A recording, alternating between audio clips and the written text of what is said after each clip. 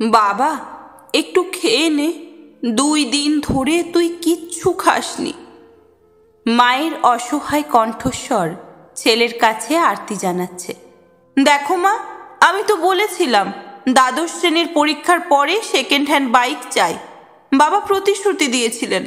আজ আমার শেষ পরীক্ষা। তুমি দিদিকে বলে দিও আমি পরীক্ষা কেন্দ্র থেকে বেরোতেই যেন টাকা নিয়ে বাইরে দাঁড়িয়ে থাকে। আমার বন্ধুর পুরনো বাইক আজই নিতে হবে। আর হ্যাঁ, যদি দিদি টাকা নিয়ে না আসে আমি আর বাড়ি ফিরব না। এক গরিব পরিবারের একমাত্র ছেলের জেদ এবং অসহায় মায়ের লড়াই যেন মুখোমুখি দাঁড়িয়ে। বাবা তোর বাইক কিনে দিতে চেয়েছিল, কিন্তু মাসখানেক আগে একটা দুর্ঘটনা। মা কথা শেষ করার আগেই ছেলে বলে ওঠে, আমি কিছু জানি না, আমার বাইক চাই চাই। এ কথা বলে মোহন তার মা বাবাকে অভাবের গভীরে ফেলে রেখে বাড়ি ছেড়ে বেরিয়ে যায়। পাঠশালার বিশেষ পরীক্ষা।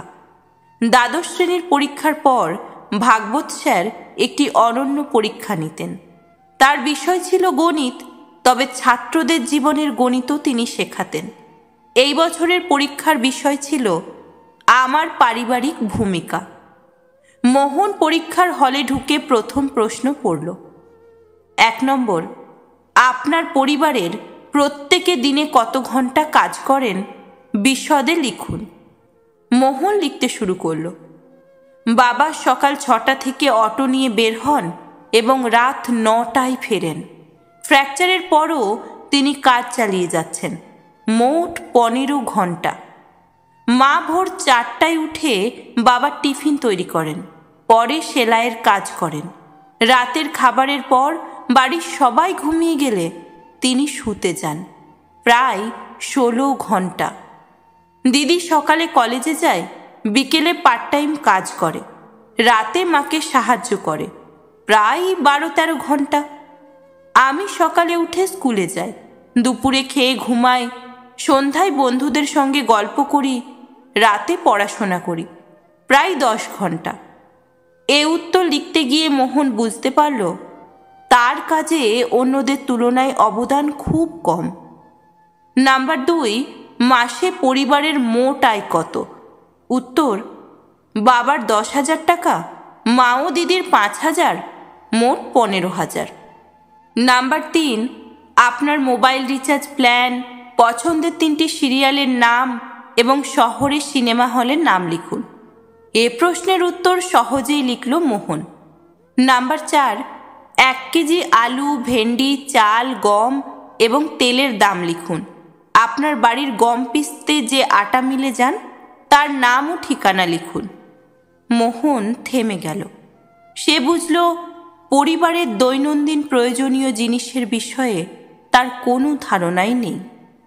নাম্বার 5, বাড়িতে কখনো খাবার নিয়ে বিরক্তি প্রকাশ করেছেন? উত্তর, হ্যাঁ, আলু ছাড়া অন্য তরকারি হলে আমি রাগ করি এবং খাওয়া ছেড়ে উঠে যাই। মোহনের মনে পড়ল মায়ের গ্যাসের কষ্টের কথা, যা সে অবজ্ঞা করত। তার জেদের কারণে পরিবার কতটা কষ্ট পায় আজ সে বুঝল।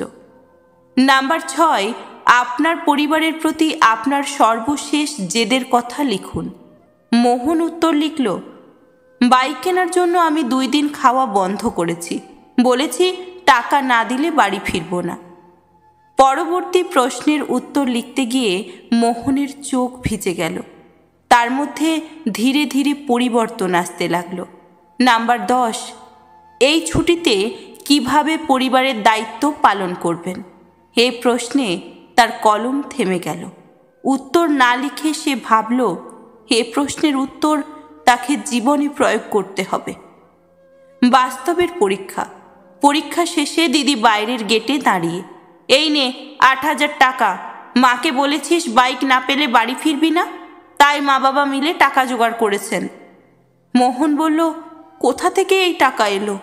দিদি উত্তর দিল, আমার আগাম বেতন, মায়ের সেলাইয়ের কাজ থেকে ধার আর পকেট মানি জমানো টাকা থেকে। বন্ধু বাইক নিয়ে হাজির হলো। মোহন বাইকের দিকে তাকালো এবং বলল, দোস্ত, বাইক অন্যকে দিয়ে দে, এখন আমার দরকার নেই। পরিবর্তন। বাড়ি ফিরে মা বাবাকে বলল, সরি মা, এখন থেকে বাবা অটো চালাবে না, আমি চালাবো, আর আজ রাতে সবাই মিলে পছন্দের খাবার খাবো। মায়ের চোখ ভিজে গেল। ভাগবত স্যার বাড়িতে ঢুকে বললেন, মোহন, তুমি পরীক্ষায় সবার আগে, জীবনের সবচেয়ে গুরুত্বপূর্ণ পাঠ আজ তুমি শিখলে।